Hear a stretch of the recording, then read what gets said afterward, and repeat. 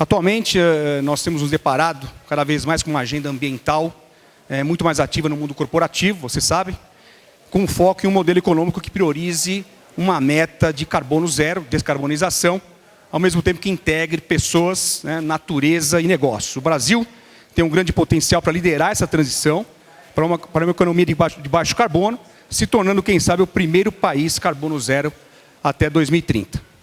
Para falarmos sobre isso, nós temos a honra aqui de receber uma das maiores autoridades no assunto na atualidade, ela que é sócia e líder das operações América Latina da Systemic, cofundadora da IRS Partners e secretária de Desenvolvimento Econômico, Ciência e Tecnologia do Estado de São Paulo, formada em administração pela FEA-USP, mestrado em administração pública pela Harvard Kennedy School e MBA pelo Institut Perrin d'Administration des Affaires, na França. Foi presidente da Optum Brasil, empresa de tecnologia em saúde da United Health Group e sócia da McKinsey Company. Por favor, Patrícia Ellen, o palco é seu.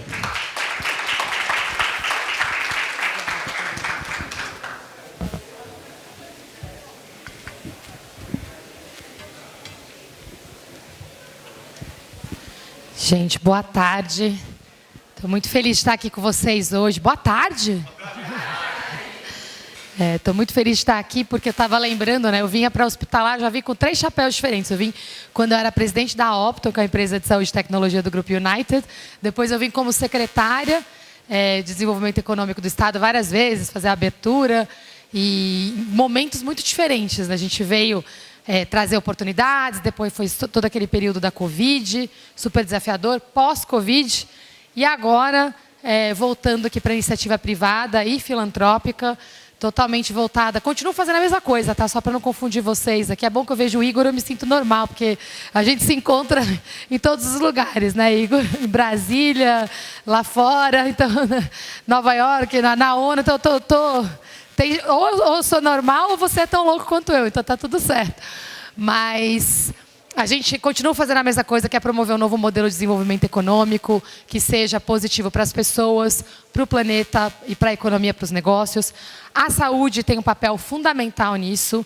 É super importante a gente estar aqui juntos nesse processo. Então, queria agradecer essa parceria com o Silvio, com o Fernando, com o Fabrício, que está aqui, porque o Fabrício foi a primeira grande empresa de saúde também a apostar no que eu já vou contar aqui para vocês.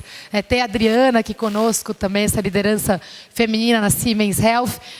Então, vai ser um painel super legal. Espero que vocês gostem, mas também muito inovador. Então, eu insisto aqui em parabenizar. Você viu o stand da Abimed, fiquei impressionada. Quem já foi lá? Todo mundo aqui foi no stand da Abimed? Recomendo que vocês passem por lá, gente. Está muito diferente do restante. Aqui a Hospitalar recebe entre 70 e 90 mil pessoas. É a maior feira de saúde que nós temos no Brasil, né? Tenho quase certeza que é do Brasil. Aí, meu ex-chapéu de secretário de Desenvolvimento Econômico, a gente acompanhava as feiras e essa é, sem dúvida, a maior de São Paulo, na área, e tenho quase certeza que é a maior do Brasil. E ter ali, ver a Abimed abraçando o tema de uma economia de baixo carbono, sustentabilidade, economia circular, é muito inspirador, mas vocês podem ver que é claramente o único stand que está assim, mergulhado de cabeça nessa proposta, que traz aqui um pouco do tamanho também do desafio que quem entrou aqui nessa sala tem pela frente de levar nessa palavra para frente. Eu vou falar 10 minutinhos aqui, porque a gente quer ouvir 2 convidados ilustres, que são o Fabrício e a Adriana. Eles vão trazer cases, casos práticos para aterrissar um pouco o que eu estou trazendo para vocês. Mas eu vou começar aqui contando uma história um pouco mais triste. Eu sou uma otimista de plantão, então vamos terminar aqui com a visão do que a gente pode fazer para transformar essa realidade. Nesse momento, enquanto nós estamos aqui, a gente tem um país sendo acometido por um dos nossos principais desastres, piores desastres da história recente, e o estado do Rio Grande do Sul, sem dúvida, passando pela pior catástrofe da sua história. A gente tem, da última vez que a gente conversou, a gente já tinha passado ali de 100 óbitos na região, e já tínhamos ali mais de 500 mil de pessoas desalojadas de suas casas. E esses números continuam crescendo. E a partir das próximas semanas, esse desastre climático e essa catástrofe humanitária vai passar a ser uma crise de saúde, né? Porque a gente vai ter uma água baixando, a temperatura caindo e uma série de pessoas sendo vítimas de uma série de doenças que foram trazidas pela catástrofe. Doenças como leptospirose, uma série de doenças infecto-contagiosas. E é uma realidade. Eu nasci no Campo Limpo, aqui em São Paulo, e eu lembro na minha infância tinha muita enchente na minha região. Muita. A gente morava do lado de um córrego. E era muita enchente. Então eu lembro que uma época meus pais construíram um muro, né, de contenção. Toda casa tinha, não sei se vocês lembram disso, quem mora na periferia tem até hoje. Sabe aquele muro de contenção na entrada que ficava, geralmente a água subia, mais ou menos assim, se viu 1 metro, né? Então fazia um murinho ali de 1 metro, que a gente pulava. Aí eles botavam um degrauzinho depois para a gente entrar, mas tinha realmente um muro para entrar na casa, para tentar proteger Fabrício das enchentes. E era um terror, porque depois da enchente todo mundo ficava doente, né? E leptospirose é uma doença que infelizmente mostra o desastre que nós temos, a desigualdade no Brasil. Porque a gente rica nem sabe o que é, né? Gente pobre sabe o que é a leptospirose, porque a gente cresce vendo um monte de gente com essa doença. E minha paixão pela saúde, pelo clima, veio exatamente dessa história. Hoje eu moro a 20 quilômetros de distância de onde eu nasci. Eu não sou mais vítima de enchentes, por enquanto, porque eu moro perto do Rio Pinheiros. E todos nós estamos correndo grandes riscos agora também. Curioso, eu estava pensando, gente, hoje que eu tenho condições, eu escolhi morar do lado do rio de novo, né? Acho que tem uma questão aqui para eu lembrar, que a gente tem que se ajudar e não esquecer de todo mundo nesse mesmo barco. Mas, ao mudar de região, minha idade média ao morrer aumentou 20 anos. 20 anos é a diferença do meu bairro que eu nasci, do bairro que eu moro hoje. E grande parte da minha família mora na cidade de Ademar, no Parque Arariba, no Jardim São Luís. E aí eu até brinquei na reunião que eu fiz com a equipe do Fabrício esses dias. Vocês não precisam ficar preocupados, não, porque eu vou viver muito, viu? Porque a tia Oliva, minha tia que mora na cidade de Ademar, ela tem 106 anos. Então, vocês vão ter que me aguentar aqui pedindo para a gente acelerar a transição para a economia de baixo carbono. Mas, e por que a gente precisa fazer isso? Primeiro, isso aqui é o mapa da temperatura.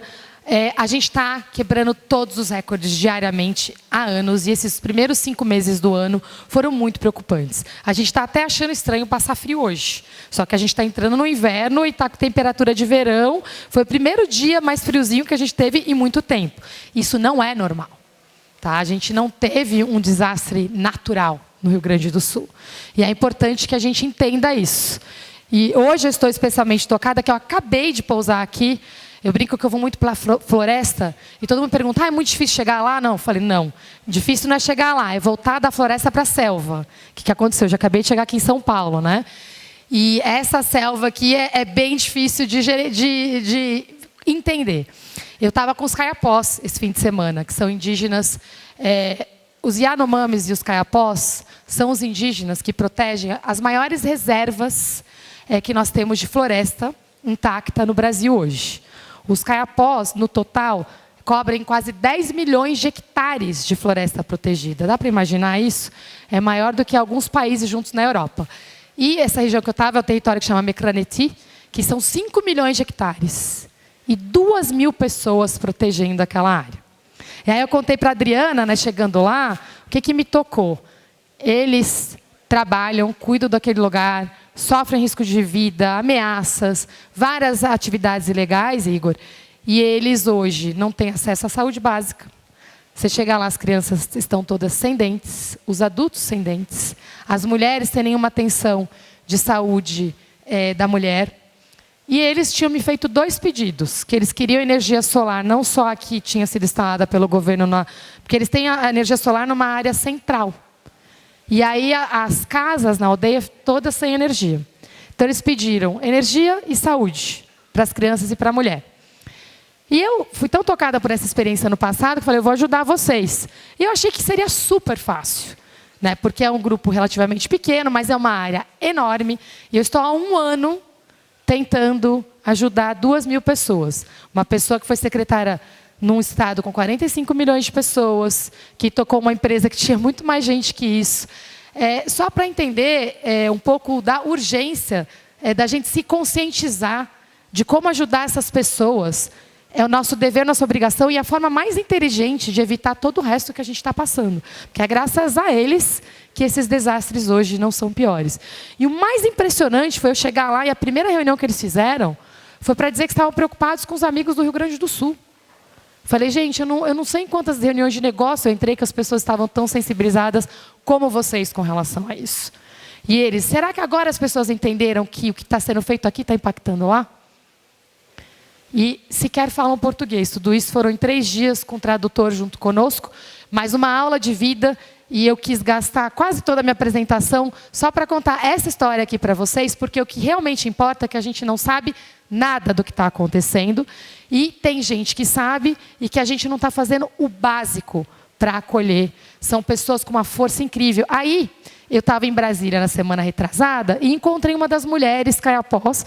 E ela falou, eu soube que você está indo nos visitar novamente. Eu falei, estou. Nós estamos criando o Departamento das Mulheres no Instituto Cabu. Queríamos uma reunião para a gente entender qual que é o melhor formato de construir um modelo de liderança feminina. Eu falei, claro. Você pode visitar a nossa aldeia? Só que a aldeia deles era 7 horas de distância dessa aldeia que eu fui. Essa aldeia que eu fui, eu voei para Sinop, no Mato Grosso.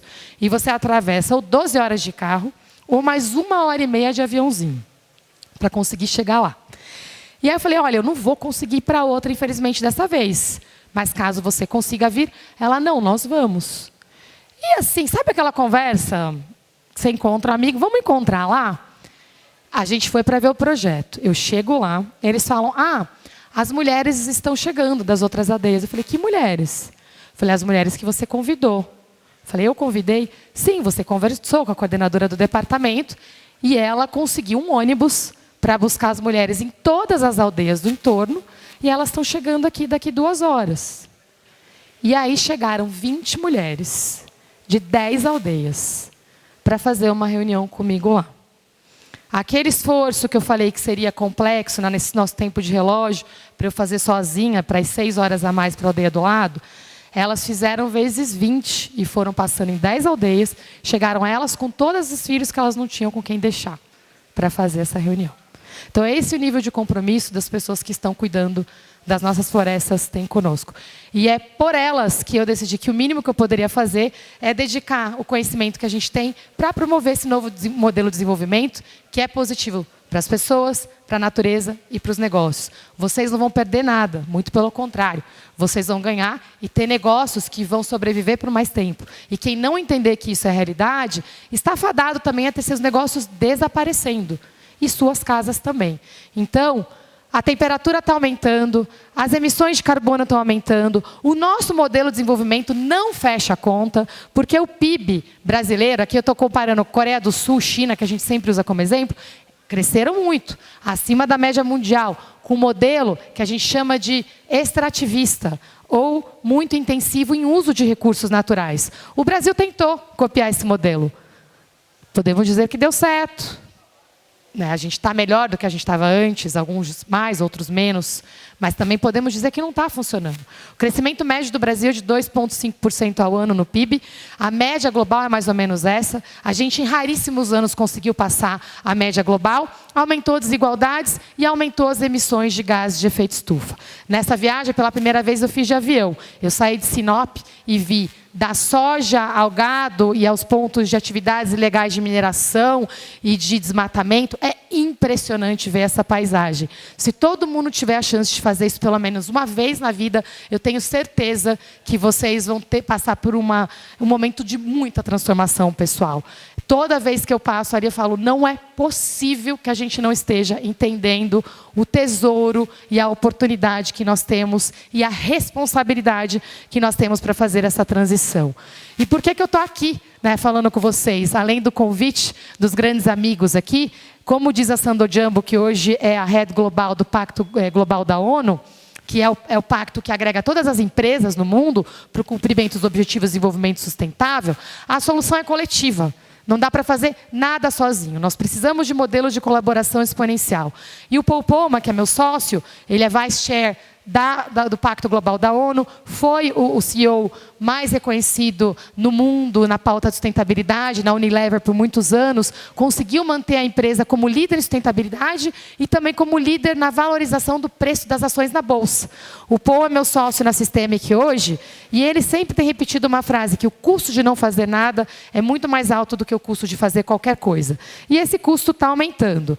Qual a vantagem aqui no caso do Brasil? Nós temos ativos a nosso favor. Nós temos ainda uma matriz energética muito mais limpa que a média mundial.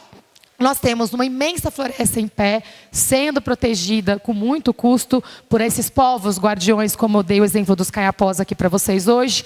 Temos 80 milhões de hectares degradados, muitas formas de produzir energia e produtos através da bioeconomia e da agricultura sustentável. E temos também recursos minerais. Os minerais críticos são fundamentais para essa transição para uma economia de baixo carbono. Agora, curiosamente, o mundo, né, que isso tudo em geral é custo, passou a mudar. Os Estados Unidos lançou o Inflation Reduction Act. E eu prometi para todo mundo que eu não vou em nenhum evento sem perguntar, né, Fabrício? Quem aqui sabe o que é o Inflation Reduction Act? Agora o Fabrício levantou a mão. Ó, tem 3 mãos aqui. Batemos um recorde, gente, porque geralmente ninguém levanta a mão, às vezes uma pessoa ou 2. Foi o maior pacote econômico lançado na história recente dos Estados Unidos, nos últimos 40 anos. São quase 2 trilhões de dólares por ano na economia. Vai impactar todos os nossos setores, já está impactando, é muito subsídio na veia para descarbonizar a economia. Curiosamente, eles chamaram de Inflation Reduction Act, porque a inflação era a maior prioridade da população. O que vocês não sabem é que era inflação médica. Então, na verdade, foi lançado como um programa com o nome de inflação na saúde. Mas, na verdade, é um programa de descarbonização e clima. Brilhante, né? Imagina se a gente fizesse a mesma coisa no Brasil, os setores estariam muito mais engajados. Nosso trabalho não está nada fácil, porque está todo mundo dividido. Quem fala de clima, não fala de economia, quem não fala de saúde, quem não fala de desmatamento, quem não fala de agricultura. É ótimo, a gente criou aqui nossa Torre de Babel. Precisamos acompanhar essa mudança. A Europa respondeu pela primeira vez com o European Green Deal. E a gente está tendo muitas sanções que estão vetando os nossos produtos no mundo, muitas com boas razões, outras com razões que precisam ser melhor entendidas e que a gente precisa apresentar melhor o Brasil para o mundo. Apresentando melhor o Brasil para o mundo, a boa notícia é que a gente consegue dobrar o crescimento do PIB brasileiro. Aquele 2,5 pode virar pelo menos 5. E como? Trabalhando para a gente mostrar as oportunidades em transição energética, em bioeconomia, biotecnologia, indústria, descarbonização da indústria, toda a parte de agricultura sustentável, infraestrutura para adaptação climática, principalmente com o que a gente está vendo agora, economia circular, finanças sustentáveis, né, e todo o famoso aqui mercado de carbono, e tudo isso tem um efeito muito multiplicador. Eu dei o exemplo do desastre no Sul. Se a gente trabalha em adaptação, a gente evita custos e evita mortes e evita muitas doenças e uma sobrecarga, principalmente no sistema de saúde também. Então, aqui assim, você pode escolher, sabe o Matrix que tem? Você pode escolher o Blue Pill ou o Red Pill. Não tem caminho do meio nessa história, gente. Ou a gente vai para o ciclo virtuoso, ou a gente vai para o ciclo vicioso e só vai ter custos e problemas a partir de agora. A outra boa notícia é que dá para gerar 10 milhões de empregos. E a área crítica aqui, que tem muita oportunidade para vocês, é na saúde, em especial num pilar que a gente chama de biotecnologia. Tem várias outras áreas, tá? Eu escolhi fazer um recorte aqui de bioeconomia, já vou falar um pouquinho das outras, mas dentro de bioeconomia, a biotecnologia e a biossaúde têm uma oportunidade enorme. Ao ponto de que a Coreia do Sul, lembra aquele país que eu mostrei no exemplo lá no começo? Um dos maiores programas que eles lançaram agora é o Programa Nacional, a Estratégia Nacional de Biotecnologia e Biossaúde. Vocês entrarem no site do governo sul-coreano, é uma coisa incrível. O destaque que se deu agora para esse futuro da saúde é enorme. Então, olha que curioso. Estados Unidos, Inflation Reduction Act, custo da saúde. Coreia do Sul, outro exemplo do outro lado, biossaúde e biotecnologia. Cadê a saúde no caso do Brasil? Eu já estou aqui falando que está difícil falar de economia de baixo carbono com tantos ativos que a gente tem. Falar de saúde com carbono é quase conjunto vazio. Né? Por isso que quando eu recebi o convite do Silvio, fiz questão de vir aqui, porque aqui nessa sala estão provavelmente os 4 dos 5 líderes, né? Se tiver alguém que está lá fora, não vai ficar chateado comigo depois, que estão de fato conectados com isso na saúde. Tá? E estou falando de coração, que é um setor de onde eu vim, trabalho muito, acredito muito, e precisamos de vocês nisso, porque os custos para a saúde também vão ser muito maiores. Lembra o efeito multiplicador positivo? É muito grande. O multiplicador negativo vai direto na conta da saúde. Né? Então, a gente tem aqui ondas de calor secas e tempestades gerando efeitos diretos, além dos traumas físicos, os psicológicos nas pessoas. Os indiretos na saúde, qualidade da água, do ar, né, com toda a parte de aumento da transmissão de doenças, as próprias pandemias e epidemias, os efeitos socioeconômicos, conflitos. A gente está com medo agora do que vai acontecer quando volta a energia, volta as tensões, as pessoas vão estar sem comida, vão estar, né, tendo vários efeitos, precisando sobreviver. Quando a gente tem a nossa vida ameaçada, a gente vai para o nosso lado mais irracional também. Falei dos Estados Unidos, vou deixar alguns detalhes para vocês aqui, como eles fizeram isso na prática.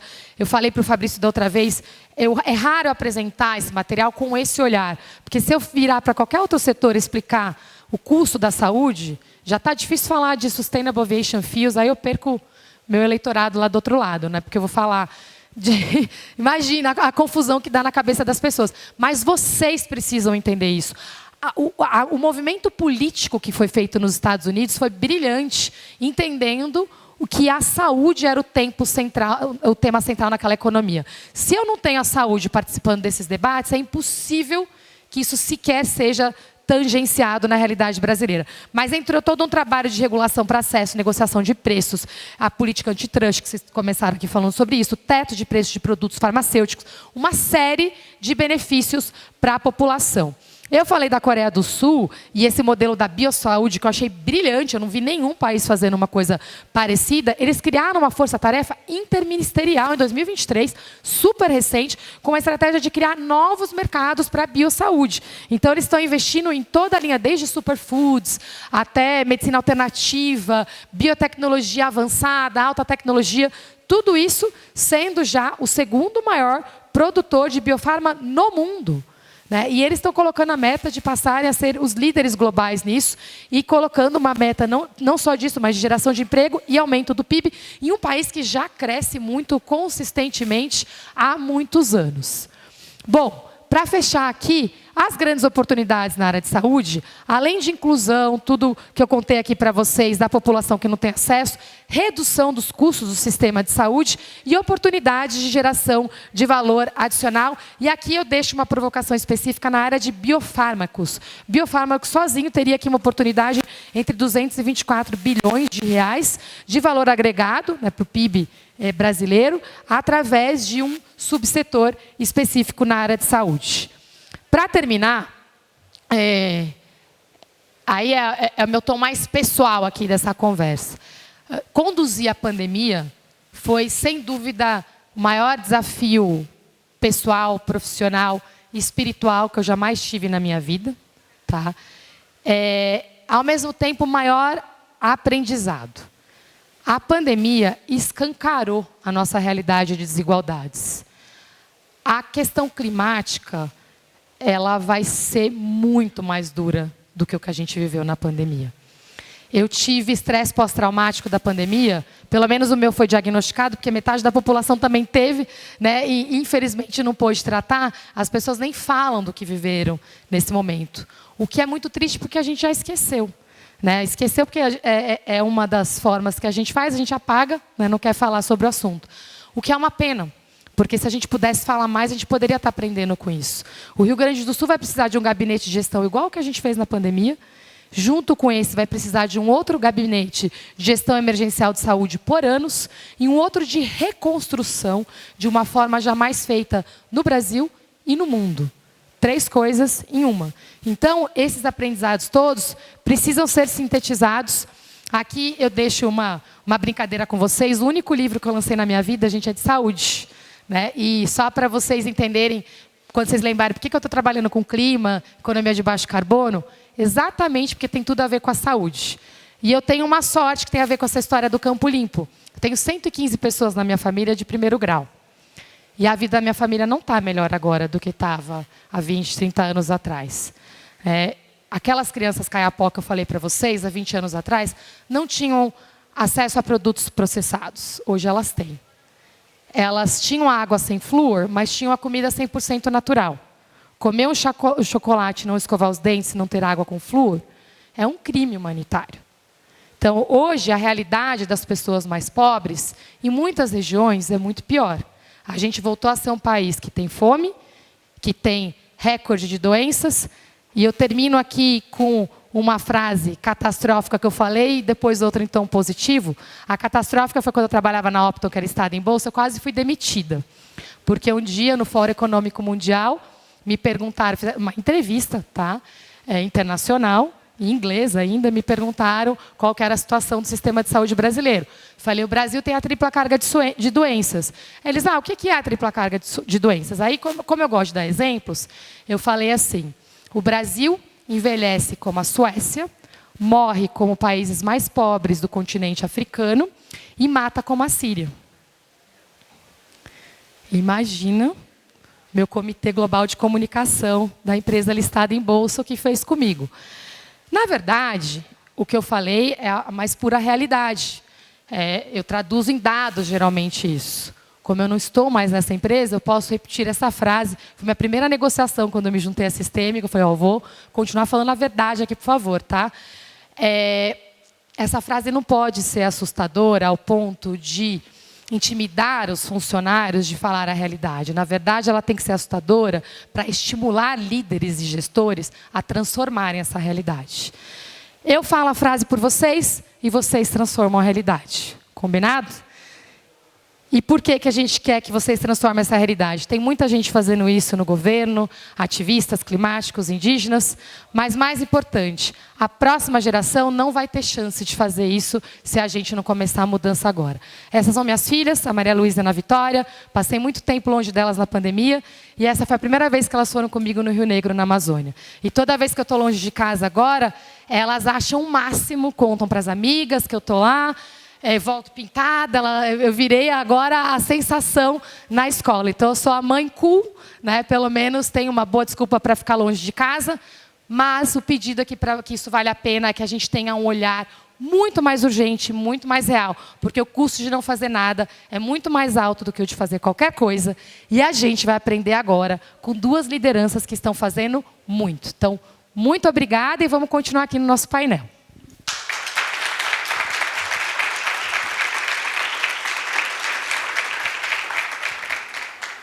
Convidar o Fabrício e a Adriana. Vou ler aqui, eu vou ler, porque falar do Fabrício, gente, eu vou ficar aqui 2 anos. Então vamos lá. Fabrício, presidente da Johnson & Johnson, Medtech Brasil, referência no setor quando o assunto é tecnologia, inovação e transformação digital, e atualmente é presidente da Johnson & Johnson Medtech Brasil. Graduado em Ciência da Computação pela UFMG, possui ainda MBA em Administração de Negócios pela Duke University, onde se graduou entre os top... Além de ter um MBA, ainda é top 10 da classe, né? Não está fácil, não. Foi também presidente do Conselho da ABMed, onde liderou o processo de reposicionamento estratégico da associação e é membro fundador do Instituto Coalizão Saúde. Bem-vindo, Fabrício. Vou chamar a Adriana. Adriana, diretora-geral da Siemens Healthineers. A Adriana Costa tem mais de 2 décadas de experiência em posições de liderança no Brasil e América Latina. Pós-graduada em Marketing pela Universidade Federal do Rio de Janeiro, com MBA em Negócios pela Fundação Dom Cabral, é conselheira da ABMed, Fundação Siemens e Movement Health. Desde 2022, é presidente da Siemens Healthineers Brasil, com a missão de liderar a organização para promover a expansão do acesso da medicina de precisão, a transformação do cuidado na saúde, a melhoria da experiência do paciente e a aceleração digital. Bem-vinda, Adriana. Vou sentar aqui do lado de vocês. Não, pode ficar aqui. Agora, vamos ouvir um pouquinho de vocês Eu fiz esse esquenta aqui, Fabrício, vocês vão ter a chance, a gente vai ter 2 momentos com vocês agora, de ouvir um pouquinho do trabalho que vocês têm feito e depois os estudos de casos específicos que vocês escolheram para dar um tom bem prático aqui para o nosso painel. Fabrício, eu queria começar com uma pergunta mais geral, mas uma mais específica também. Eu já comentei aqui, eu achei que você foi super arrojado quando você me procurou na AIA, né? Porque ele que procurou, falou, eu quero montar aqui uma mobilização do setor da saúde para a economia de baixo carbono. E eu fiquei tão feliz, porque assim, eu estava, né, saúde, eu estava tentando encontrar pessoas que entendessem a urgência na saúde também, e eu vi como era complexo trazer esse tema. O que te moveu a fazer isso? Né? E como que você vê tanto a oportunidade que essa escolha tem te trazido e os desafios que essa escolha tem te trazido? Bom, Patrícia, primeiro queria te parabenizar, né, pela apresentação, que é sempre inspiradora. Queria também agradecer a Abimed pelo convite. E o que me moveu é enxergar com clareza para onde a gente está indo e que mundo que os nossos filhos, né, e a próxima geração vai receber se a gente, de fato, não se comprometer com essa mudança. E ainda que o Rio Grande do Sul talvez tenha sido um evento que tenha sensibilizado e talvez aberto os olhos de todos, fato é que o ano passado, aquelas ondas de calor que a gente vivenciou e alguns eventos climáticos também, já mostravam claramente que aquilo já estava se transformando numa realidade e que acho que a gente não tinha mais tempo para não realmente tomar uma ação. E acho que a grande reflexão que ficava era o porquê a saúde, que está tão intimamente ligada a todas essas questões climáticas, não tomava um protagonismo. E eu acho que é compreensível de refletir que, pelo momento que o setor de saúde está vivendo, não só no Brasil, mas no mundo, é natural as lideranças terem uma visão muito de curto prazo. E então, numa visão de curto prazo, talvez não se abra para uma agenda como essa o espaço devido. E, ao mesmo tempo, é importante a gente reconhecer que existe, talvez, um preconceito, que eu acho que cada vez mais está caindo, de entender que agendas ESG eram muito conectadas com o que é chamado de greenwashing, que é quando você faz algo simplesmente como se fosse um marketing, só que sem, de fato, ter um impacto. Então, eu acho que quando a gente consegue refletir que tem essas duas questões, né, por um lado, uma pressão muito grande de curto prazo, por outro lado, um descrédito de muitas pessoas em relação às ações que, de fato, estão gerando resultado versus um marketing para conseguir colher frutos, né, daquela situação, eu acho que se explica a falta de ação dentro do setor de saúde. Mas eu acho que a boa notícia é que acredito que existem lideranças dentro da área da saúde, né, como eu, como a Adriana, a própria Abimed, tomando protagonismo, e várias outras, que eu acho que realmente estão assumindo o protagonismo necessário, e eu acredito que esse ano, de fato, a gente vai conseguir avançar fortemente dentro dessa agenda. Mas as motivações são essas, e a necessidade de agir também é por conta disso que eu acabei de escrever. Muito obrigada, Fabrício. E para você, Adriana, eu acho que também um pouco das pessoas entenderem um pouquinho, né, da Siemens Healthineers, aqui eu acho que tem o Health Pioneers tem um lugar muito específico de atuação de vocês, muito inovador já, a própria forma de trabalhar. E como que você tem visto essa agenda da economia de baixo carbono como uma prioridade para vocês? Obrigada, Patrícia. Boa tarde a todos e todas. Um prazer estar aqui nesse espaço. Eu tenho, na presidência da Siemens Healthineers, vou completar 2 anos, agora Johnson & Johnson era minha casa anterior, e eu fico muito feliz de te ver aqui, né? No Fórum Econômico Global, na ONU, a gente já teve oportunidade de se cruzar, mas eu vejo que esse espaço, né, eu posso falar aqui dos últimos 2 anos, ele está se tornando cada vez mais frequente. E isso é muito importante. Então, parabéns à Abimed no compromisso de trazer essa pauta como relevante. Eu estava numa pauta anterior falando sobre como a tecnologia, especificamente inteligência artificial, pode suportar na nossa jornada de acesso. E isso está muito integrado ao nosso propósito na Siemens Healthineers. Mas antes, você falou de propósito. E o propósito e a motivação, ela é pessoal, né? Ela precisa ser uma alavanca que a gente tenha isso como compromisso, colocar intencionalidade para fazer mover. Então, eu não sou engenheira, não sou médica, minha formação é administração, mas eu gosto muito de números, né? E tendências. E quando a gente olha, Patrícia, na tua apresentação, que é sempre uma aula, tá? Cada vez que eu vejo a tua apresentação, eu aprendo algo diferente. Mas quando a gente olha os números na área da saúde, a gente não pode dormir tranquilo ou tranquila quando a gente pensa que metade da população global não tem acesso aos cuidados básicos de saúde. São 4 bilhões de pessoas sem acesso à assistência básica. Quando a gente olha os números que você trouxe da Organização Mundial de Saúde, a gente tem 250 mil mortes por ano impactados diretamente por eventos climáticos. Depois a gente tem, né, um outro número, 3 bilhões de nós, de toda a população global, ela pode ser impactada por efeitos climáticos. Então, não dá para a gente colocar que sustentabilidade é um assunto da área de sustentabilidade, que é um assunto do outro, quando a gente tem que trazer isso para o nosso propósito e para a nossa liderança. E eu acho que aí as lideranças das organizações têm um papel fundamental de puxar essa pauta, né? Algumas pessoas me perguntam assim, quem é a líder ou líder de sustentabilidade da Siemens? Sou eu. É o Bernard Montag, que é o CEO global da organização. É o engenheiro ou a engenheira que está começando a pensar em inovação de um acelerador ou de um tomógrafo. Como é que a gente faz, por exemplo, equipamentos com menor utilização de hélio? Como é que a gente utiliza ou desenvolve produtos em economia circular?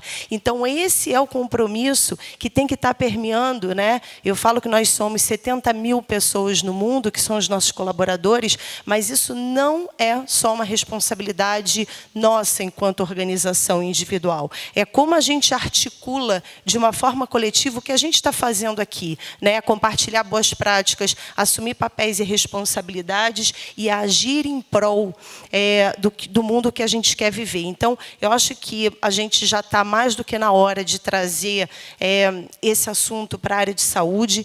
Nós somos uma organização, como eu falei, global, com mais de 170 anos de existência. O nosso core é fazer tecnologia de uma forma pioneira e soluções para o tratamento oncológico, para que mais pessoas em todos os lugares tenham acesso à saúde, né? Não adianta a gente pensar em incorporação tecnológica sem falar de acesso.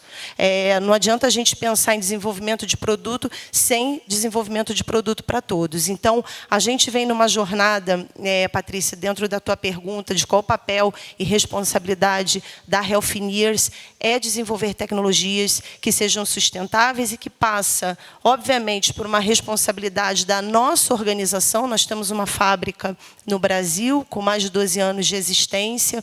Como é que nós desenvolvemos parcerias, inclusive, público e privadas, para que a gente possa agir mais rápido? Então, tem toda uma responsabilidade na parte de acesso. Você estava trazendo aí a tua experiência com populações ribeirinhas, com população da Amazônia. A gente tem, hoje, uma linha muito voltada para desenvolver tecnologias portáteis, justamente para que a gente tenha acesso a mulheres, a mães, dentro do controle de um pré-natal, para imagens de ultrassonografia. Então, aí vai a nossa responsabilidade. E aí eu coloco a responsabilidade da organização, mas a minha responsabilidade pessoal enquanto líder dessa organização. Como é que nós juntos podemos agir em prol aí do mundo que a gente quer viver? Muito bom. E ela é boa em números mesmo. Você viu, ela lembra de todos os números de cor aqui, o da apresentação, inclusive, também. E a gente combinou nas cores ainda, hein, Adriana? Estamos na mesma paleta. É bom que o Fabrício está no meio, né? Que ele faz Não recebeu o memo, não, Fabrício? Aqui. A gente a gente tinha 2 painéis emendados com eles, porque um é mais para a gente ter uma ideia da estratégia geral e depois os casos específicos. Antes de entrar nos casos, só mais uma pergunta. Eu propositalmente tenho usado menos a palavra sustentabilidade, muito pelo que você colocou, né? Porque cai num departamento, vira uma ação de responsabilidade social e as pessoas acabam não entendendo, não pode ser nem greenwashing, como o Fabrício falou, e nem uma coisa que é num departamento esquecido, como você comentou também. A responsabilidade do CEO, da CEO, como vocês trouxeram aqui, isso eu acho parabéns de novo pelo que vocês estão fazendo. Quando a gente criou a AIA, foi muito nessa linha de trazer as lideranças para essa agenda como estratégia. E a gente fala muito da economia de baixo carbono. Eu vi que vocês dois trouxeram, se comprometeram com as metas de descarbonização. E entendo que na Siemens vocês têm a meta do carbono neutro até 2030. Né? Queria entender um pouquinho, Fabrício e Adriana, vocês poderiam contar um pouquinho sobre isso, e até para quem está aqui entender o que é e como que foi esse planejamento e o que isso implica, né? Porque a gente está vendo, inclusive, não só empresas, mas até países andando atrás com as próprias metas, anunciando que não vão alcançar o Acordo de Paris, que a gente não vai ter a neutralidade até 2050. Tem gente já anunciando 2060, 2070, e vocês, como empresa, ainda mantendo firme a meta de 2030. Vocês poderiam falar um pouquinho sobre isso? Eu posso começar depois. Nós somos signatários do Pacto Global da ONU, então isso é uma responsabilidade e um compromisso da organização nas 17 ODS, e a gente, Patrícia, vem acompanhando isso de uma forma muito frequente. Então, nós temos dois grandes focos. Primeiro foco interno, como é que nós desenvolvemos uma organização que seja totalmente responsável dentro dos objetivos de ESG. Então, a gente tem todas as métricas voltadas para meio ambiente, social e de governança também, que é fundamental dentro desse processo. Então, a gente vem trabalhando internamente com políticas voltadas para menor utilização e taxas de carbono. Então, a gente, novamente, a nossa planta, a nossa fábrica já utiliza, né, toda a parte de energia sustentável. A gente já tem compromissos, por exemplo, assumidos com a nossa frota, ou de uma frota 100% híbrida, ou 100% utilizando carros elétricos, ou com utilização de etanol. Então, tem uma série de ações voltadas para a nossa cultura, voltado para a nossa organização, e como a gente desenvolve isso também através do nosso core, que é a tecnologia. Então, essas métricas, elas estão avançando de uma forma positiva, a gente firma e confirma a todo ano essas métricas, e a gente segue também na parte de desenvolvimento e engajamento com essas tecnologias para os nossos parceiros. Então, a nossa responsabilidade não é somente com o que nós fazemos, é com toda a cadeia. Então, cada vez mais, a gente vem promovendo boas práticas e trabalhos combinados com instituições públicas e privadas, com associações, para como é que a gente leva esse compromisso para também fora dos nossos muros. Porque, novamente, nós somos responsáveis por uma parte, e nós temos que também a nossa responsabilidade de como influenciar parceiros e agentes que estão na cadeia de valor da saúde para isso. Então, a gente segue muito forte nos compromissos firmados, não só nos compromissos de net zero, mas também de como a gente alcança nossos índices de representatividade, de diversidade, e também de todas as nossas políticas e melhores práticas de governança corporativa. Muito bom, parabéns, Adriana. E Fabrício? Eu acho que a Johnson & Johnson, a gente também é signatário do Pacto Global da ONU, e temos comprometimento com diversas ODS, especificamente em relação à economia sustentável, né? Nosso compromisso até 2030 ser carbono zero, e a gente tem uma outra meta até 2025, que indica que a gente está no caminho certo e nos dá confiança que a gente vai conseguir chegar nesse objetivo. E dentro de um aspecto de ESG, a gente trabalha em todas as dimensões, não só numa perspectiva global, mas também numa perspectiva local, começando de um aspecto de social, desde diversidade e inclusão. Uma das metas nossas, por exemplo, é ter mais de 50% de todas as nossas lideranças, sendo lideranças femininas, e a gente já conseguiu chegar muito próximo disso globalmente, a gente já passou desse número aqui no Brasil. Do ponto de vista social, também um comprometimento muito grande de apoiar formação de enfermagem e também de agentes comunitários para poder servir às comunidades. E a gente tem conseguido contribuir para uma meta de poder formar e atingir até 1 milhão entre agentes comunitários de enfermagem em todo o mundo, e o Brasil tem contribuído bastante para esse número total. E, obviamente, da parte ambiental, os 3 grandes pontos que a gente foca. O primeiro é numa perspectiva de ter energia renovável, e eu vou trazer vários exemplos aqui do Brasil na minha apresentação. O outro aspecto que a gente tem também é em relação ao escopo 3, de cadeia de fornecedores, dos nossos fornecedores, neutralizar pegada de carbono, mas também contribuindo para escopo 3 dos nossos clientes, como fornecedores deles. Esse é um outro aspecto extremamente importante. E, obviamente, a parte de neutralização de carbono, que é uma parte central dessas metas que a gente definiu. Acabei de receber ali um pedido da organização para a gente já começar a entrar nos cases específicos, para poder ter um tempo bom para vocês apresentarem como é que é a tradução dessa estratégia na prática. Você pode começar, Fabrício, contar um pouco? Eu tinha vários cases anotados aqui, mas vocês já comentaram alguns. Talvez, se você escolhesse um assim, de maior impacto aqui, qual que seria? Você vai apresentar também aqui nas páginas, né? Contar um pouquinho por que você escolheu. Vamos lá. Eu tenho uns slides aqui. Eu não sei se você tem um passador aqui, senão eu peço para eles passarem. Está aqui? Obrigado. Então, acho que já adiantei aqui, acho que quais são os nossos focos de ESG: promover equidade global em saúde, empoderar nossos empregados e avanços na saúde ambiental. Aqui, como que se conecta, né, nossas metas com as ODS que a gente está comprometido. Eu já adiantei na questão aí dos avanços, tanto a eletricidade renovável, neutralidade de carbono e reduções de emissões de escopo 3.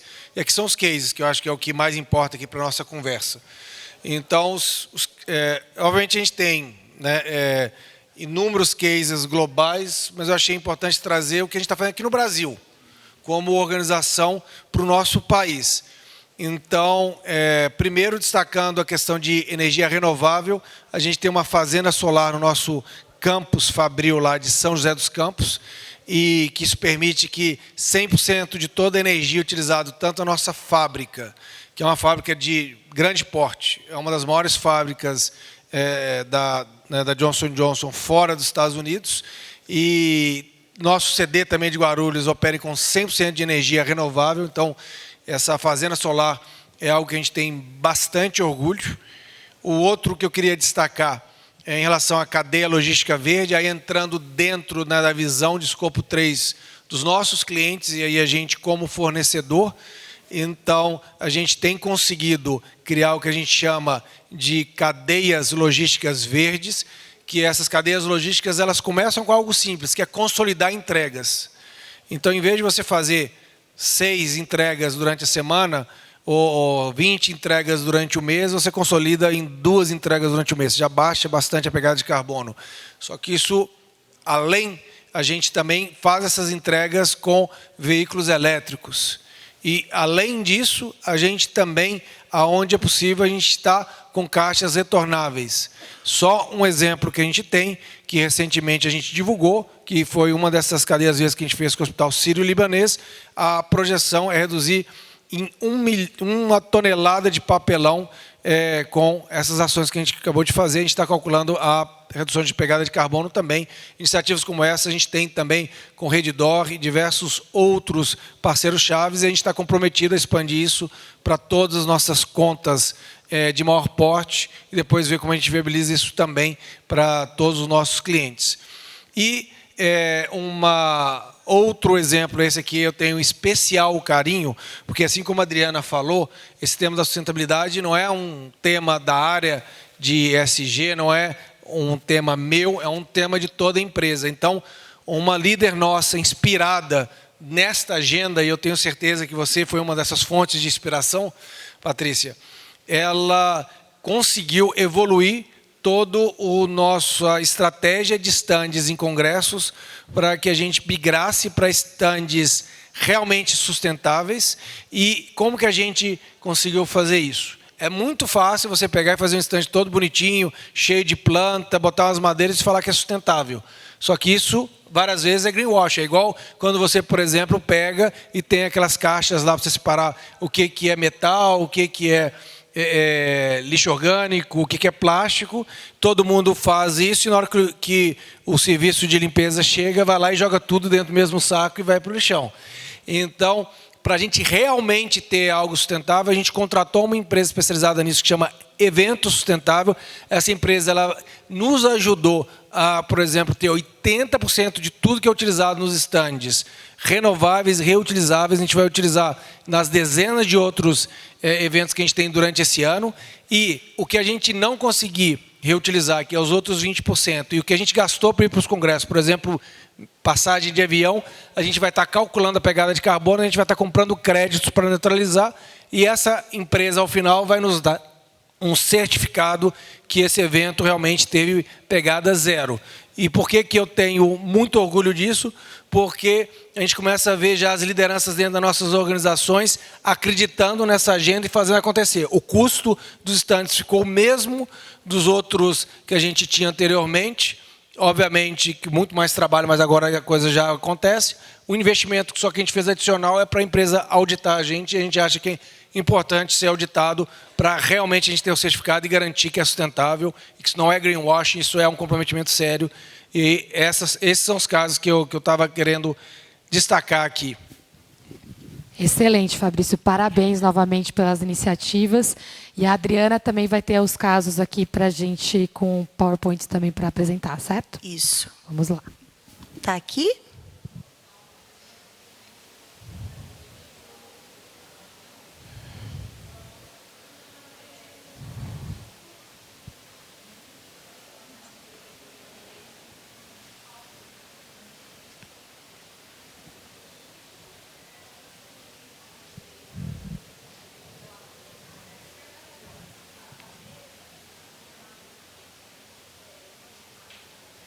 Vocês avisam? Ah, está aqui.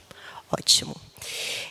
Bom, eu falei um pouquinho já dessa nossa jornada que vem aí desde 1896, voltada para uma empresa onde o nosso coração é inovação.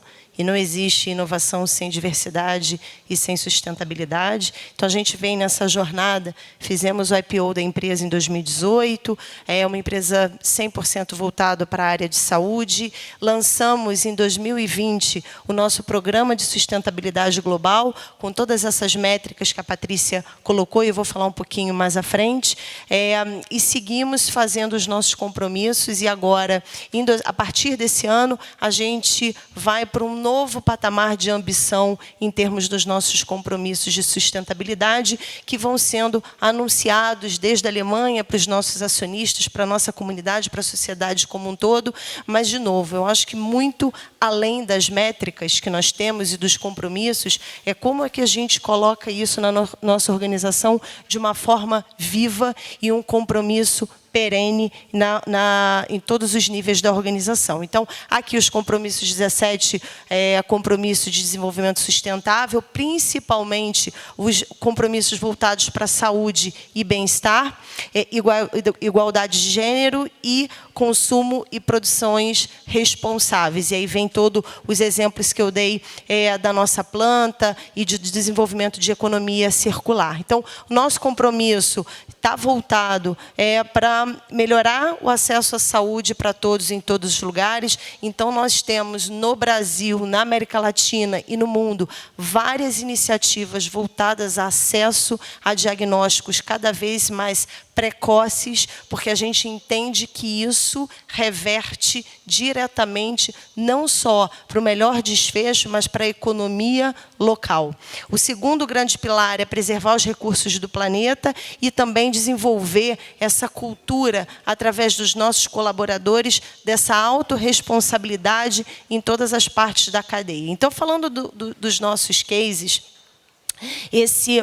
vocês sabem, a Patrícia trouxe a dificuldade de acesso a populações, né, ribeirinhas, mas não só isso. Há populações que tenham dificuldade de acesso e que precisam, muitas vezes, de 4, 6 horas ou o dia inteiro para ter acesso a um tratamento de saúde. Então, esse é um exemplo de um projeto em parceria com o Hospital das Clínicas, é um projeto chamado 5G, onde a gente realiza exames com populações ribeirinhas na Amazônia, então com programas voltados ao pré-natal, ao acesso a imagens de ultrassom de mulheres, e esses exames, eles são vistos de uma forma através de comunicação 5G e são vistos no nosso centro de inteligência no Hospital das Clínicas de São Paulo. O que isso permite? Isso permite que a gente tenha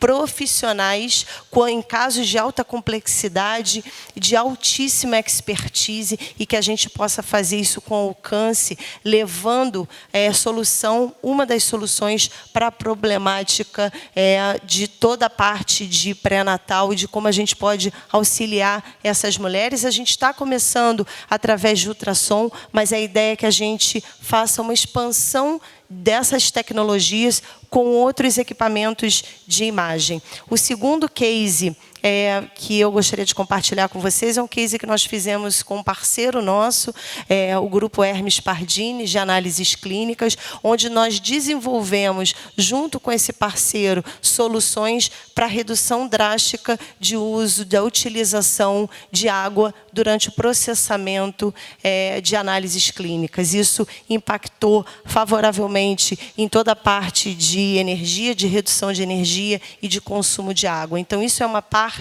da nossa expertise combinada com a expertise dos nossos parceiros em prol de como a gente pode pensar nessa cadeia de forma mais saudável e sustentável. O terceiro case é toda a parte de desenvolvimento de equipamentos inteligentes, de economia circular. Então, nós temos vários parceiros no Brasil que já utilizam alguns dos nossos equipamentos em economia circular. Esses equipamentos, eles são reinseridos dentro do ciclo com altíssima tecnologia, ou seja, ele tem, além da eficiência, a responsabilidade de redução do impacto ambiental.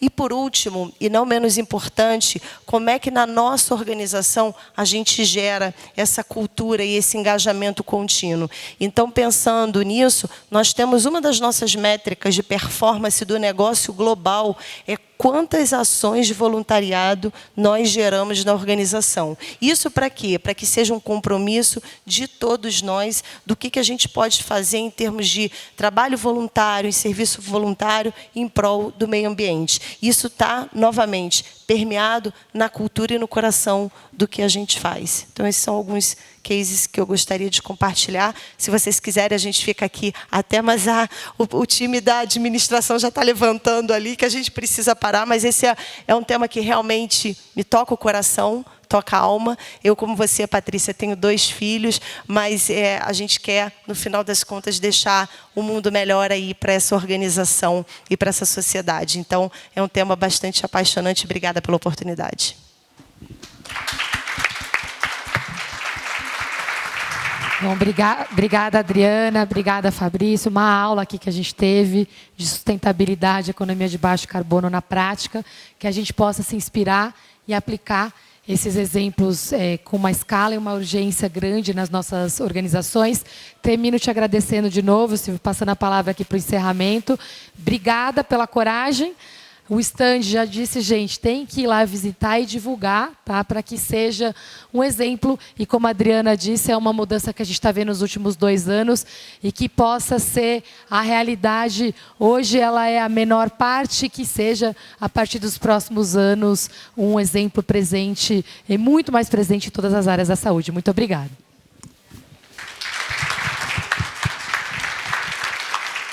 Obrigado, Patrícia. Uma aula, como bem lembrou a Adriana, né, trazendo experiências pessoais, dados, informações, mostrando o que é possível, investimento, crescimento, com uma preocupação socioambiental.